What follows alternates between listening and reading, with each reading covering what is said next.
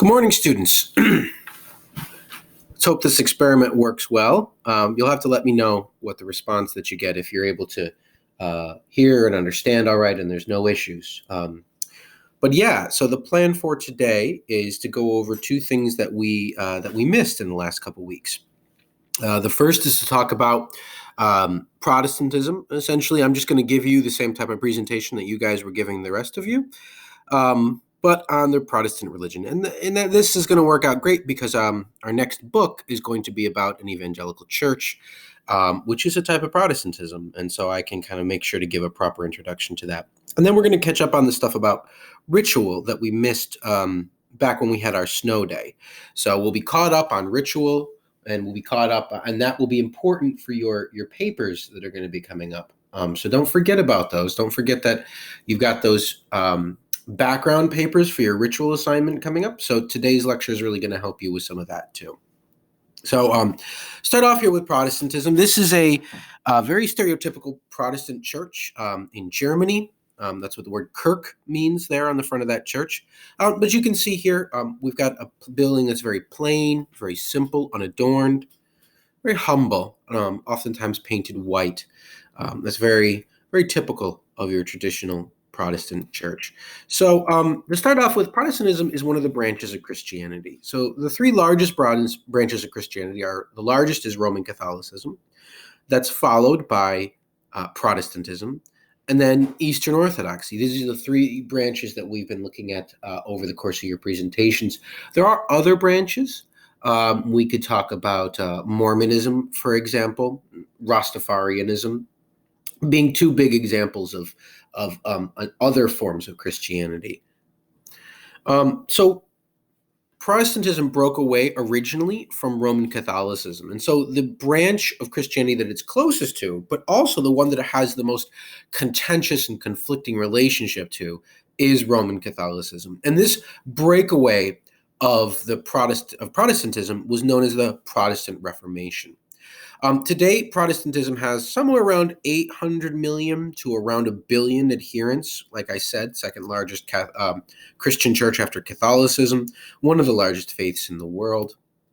And originally, Protestantism was born in Northern and Western Europe, in particular Great Britain, Germany, and Scandinavia. But today, its primary centers, the real core of it, where its adherents live, is in North America, especially the United States, and sub-Saharan Africa, especially West Africa and the southern sections of Africa, but also large areas in large communities are scattered around the world, including especially Australia and New Zealand.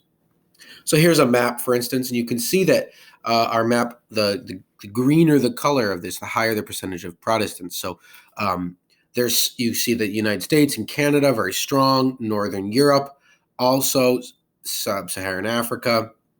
But some of these places don't appear to have large populations because they may not be high in percentage. But for example, China has millions and millions of Protestants in it, many of them operating in what are called home churches or house churches.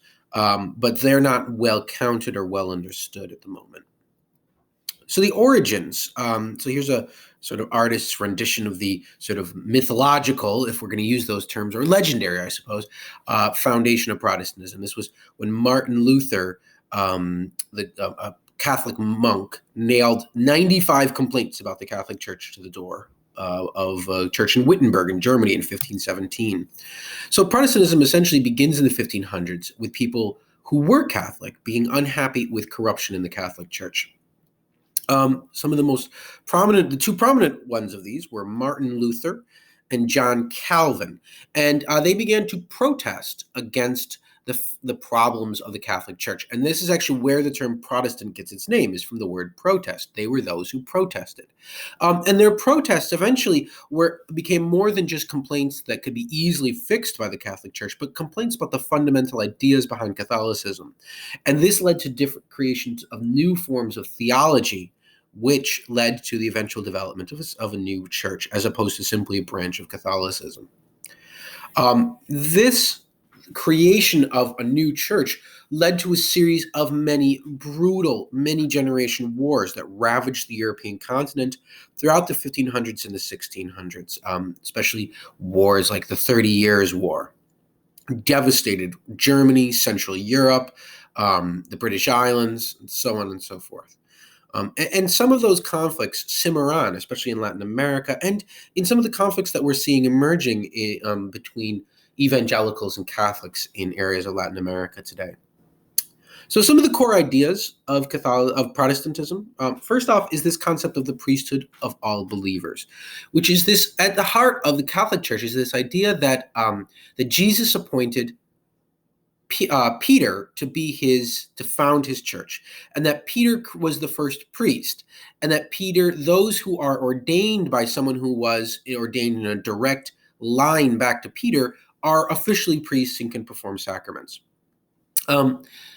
The Protestants abandoned this central fundamental idea that's core to both Catholicism and also Eastern Orthodoxy by instead declaring that all Christians are essentially equally priests.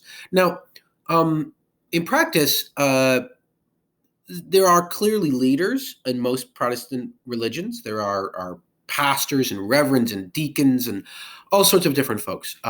But there is this idea that that even though those people have special training, that everybody is sort of equal. There's not a special status divinely appointed by God for priests.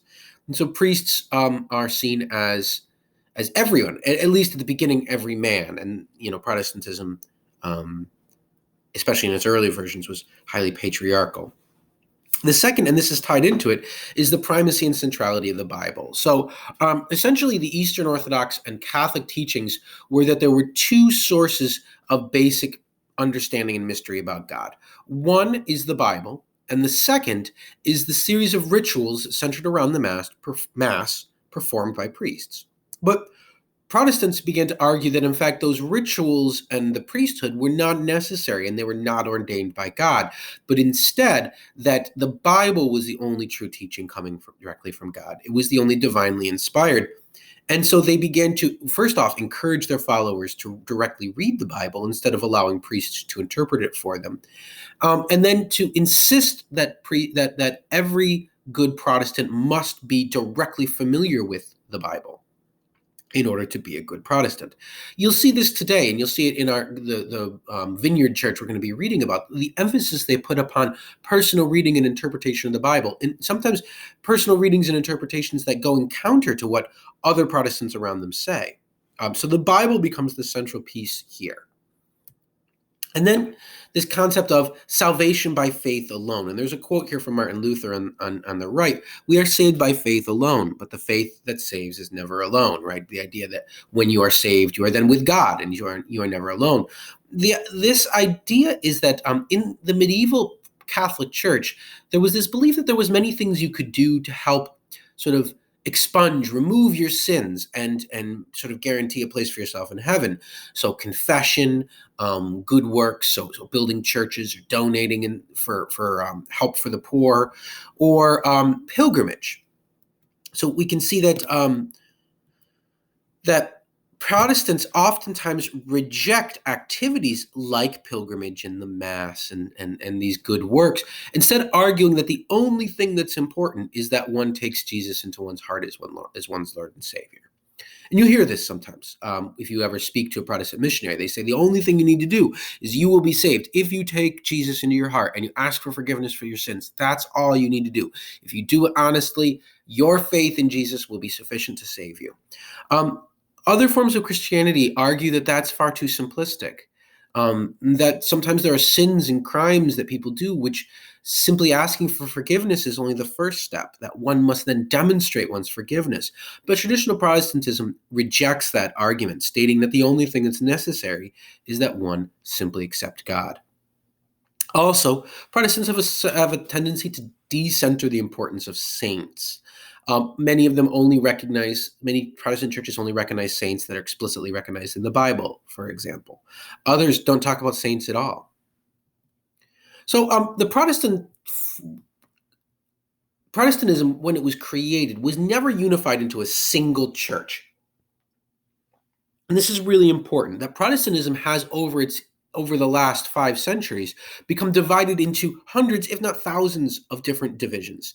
And some of the most prominent ones of these, and I'm going to go through these quickly. We don't have time to talk about all of them in depth, but include the Anglicans, who are also called Episcopalians. That's the same religion.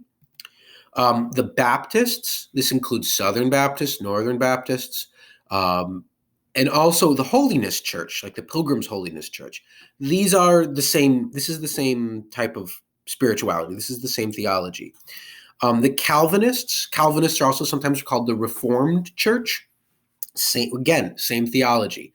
Lutherans, Methodists, Evangelicals. Into this we would include Pentecostals and Adventists, and Anabaptists. This includes the Amish, the Mennonites, and the Hutterites. And there are others that we can put in here. We could throw in the Jehovah's Witnesses, for instance.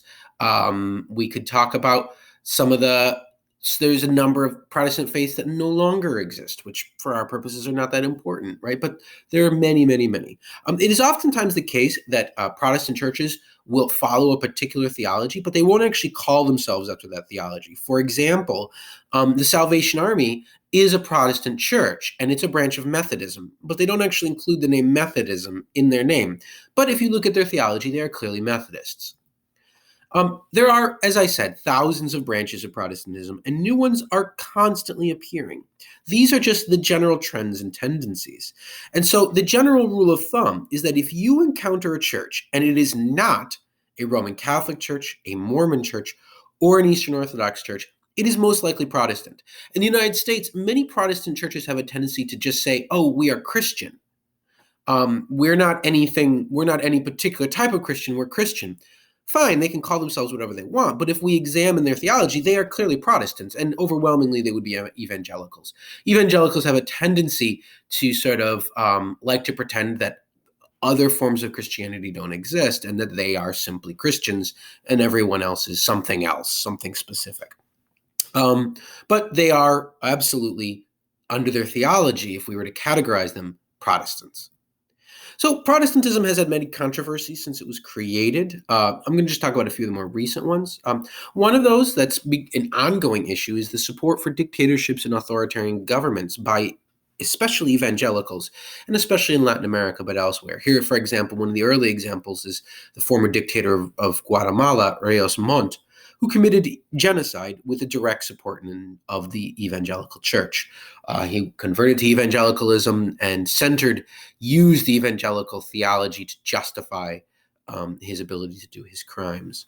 And that continues. Most of the strongmen and authoritarians, most, but not all, in Latin America, for example, have support from them thrown by evangelicals, which is a growing movement in Latin America. There's also strong divisions within Protestant churches over the questions of LGBT rights and the participation of women in the church. And there's considerable debates about sexuality and gender, which continue to sort of swirl around and divide Protestants among themselves. So a little bit about the beauty of Protestant churches. So the Protestantism tends to focus on simplicity. There was this core idea at the heart of early Protestantism of humility, not always followed by Protestants in later years, but Protestant churches tend to focus on simplicity and elegance and symmetry. Here we have a real classic example of a Methodist church, and we can see here that it's designed around these beautiful sweeping arcs and arches and soaring ceiling depicting sky above, without all the sort of emphasis on ornate decoration that we see in many churches, many Catholic and Eastern Orthodox churches.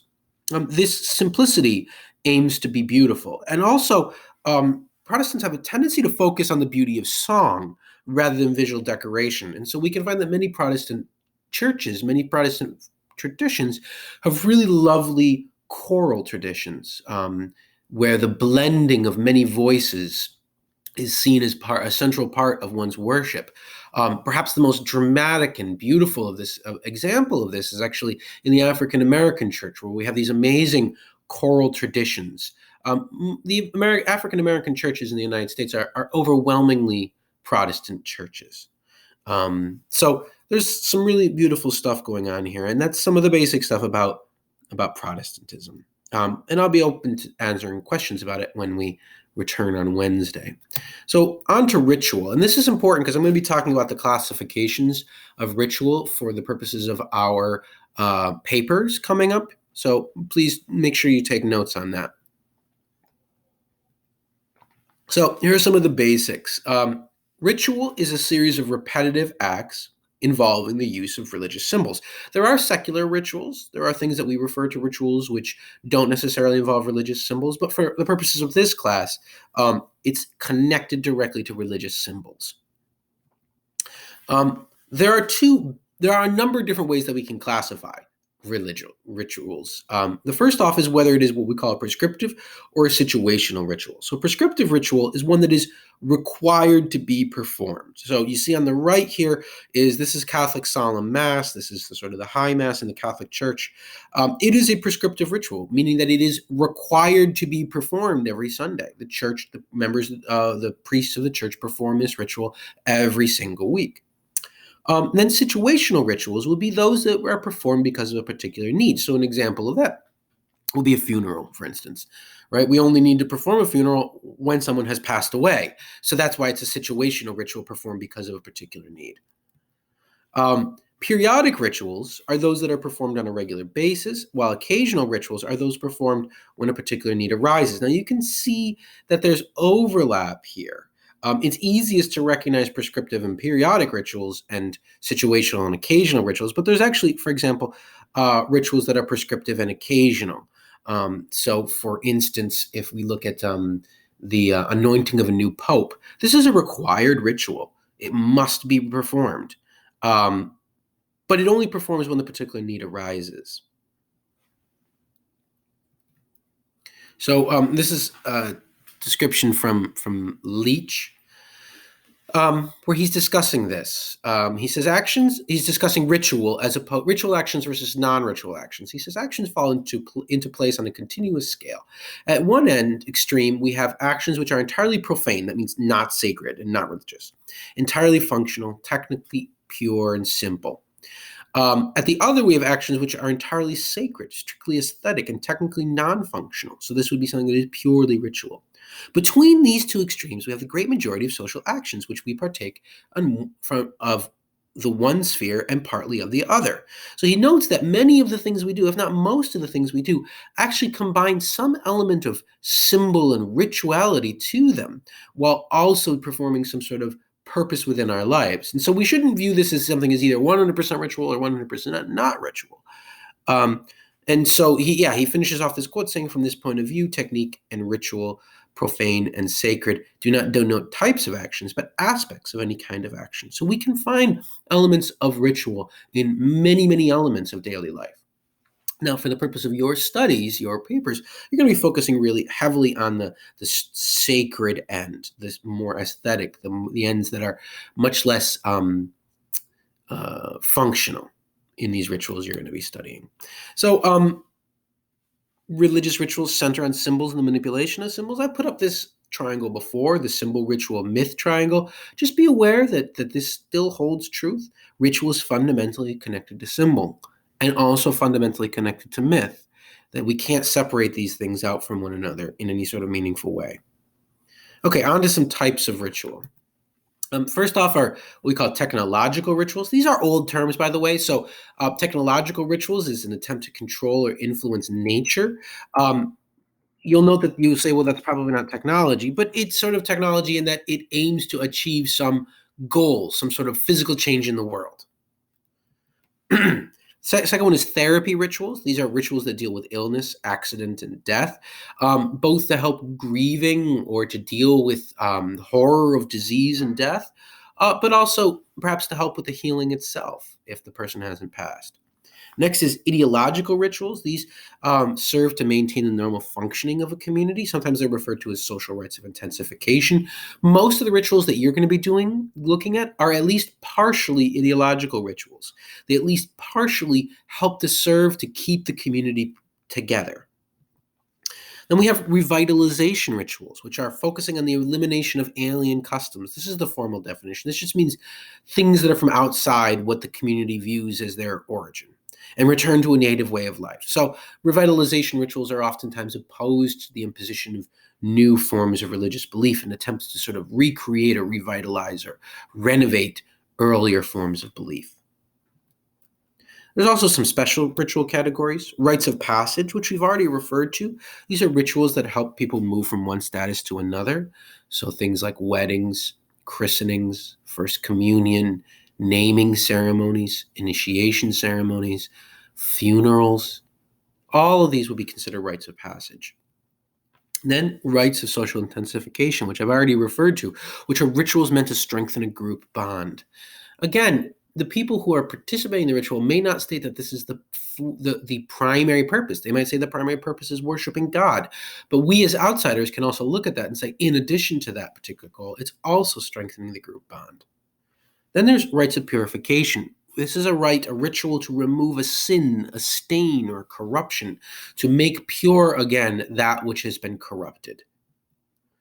Just to remind you, our rites of passage follow the same mythical structure of separation, trial, return, and reintegration, transformed and back into the real world, stronger and better than before. Another element of ritual that should be noted is that many rituals worldwide involve some element of body modification. Body modification is when you make an often permanent change to the body, physically transforming the person. So you see the person here on the right here has been initiated, and as part of that initiation, she has undergone a ritual scarification. So scars were made on her flesh in order to mark her status as an initiated adult woman.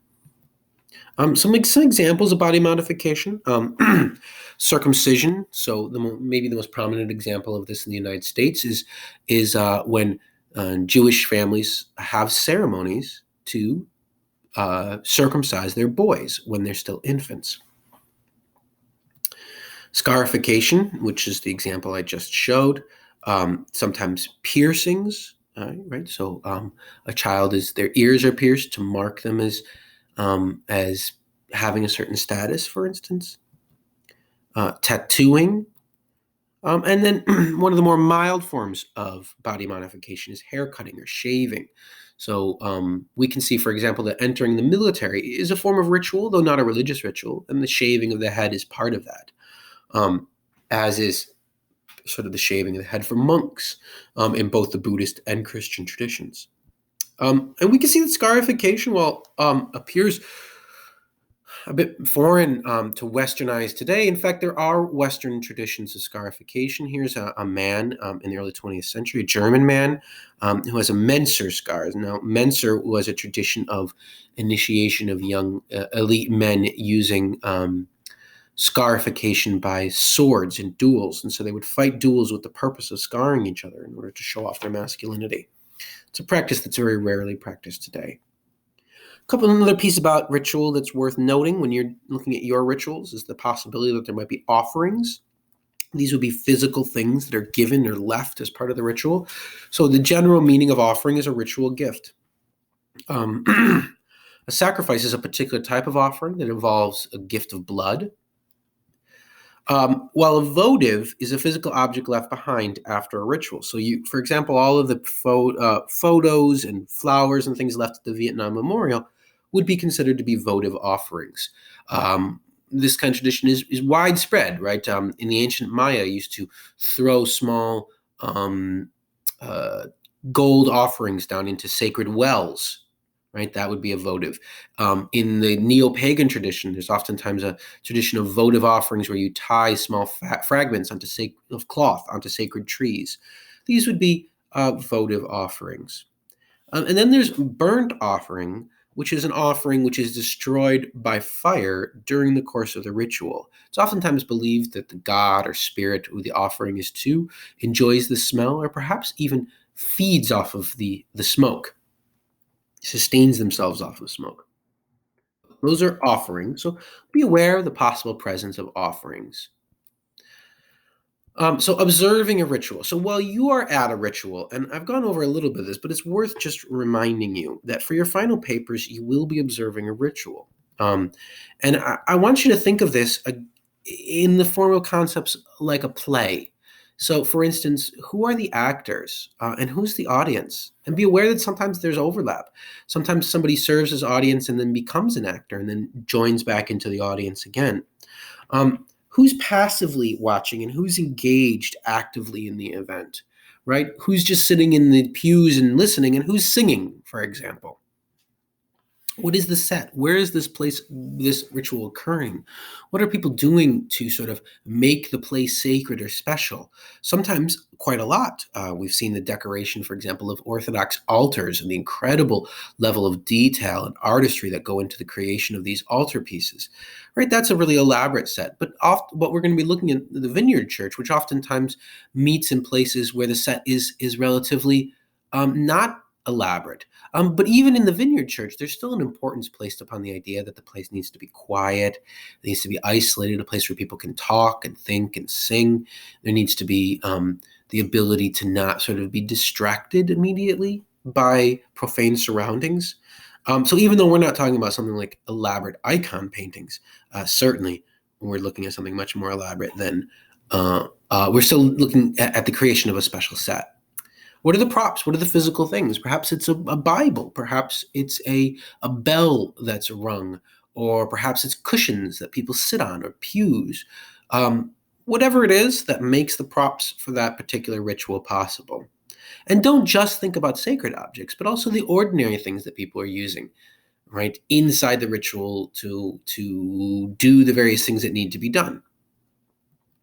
Then finally, what are the words and what are the script? Is there a sacred text that's read? Does the actors in the rituals make part of it up? Do they prepare a section each week or each time the ritual is performed that's different? Or is it always the same? And where do those words come from? Where is the script from? Do the people in the audience say and repeat certain things? And how do they know what those things are? How do they learn that? What's the mechanism by which they learn how to say the proper words?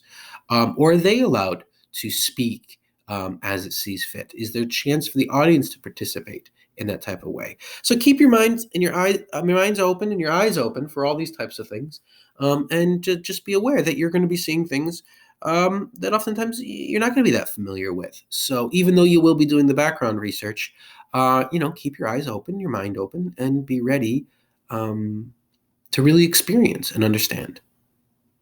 All right, everyone. Well, all right. And I forgot about this a little bit here. In general, pay attention to the relationship between ritual, symbol, and myth.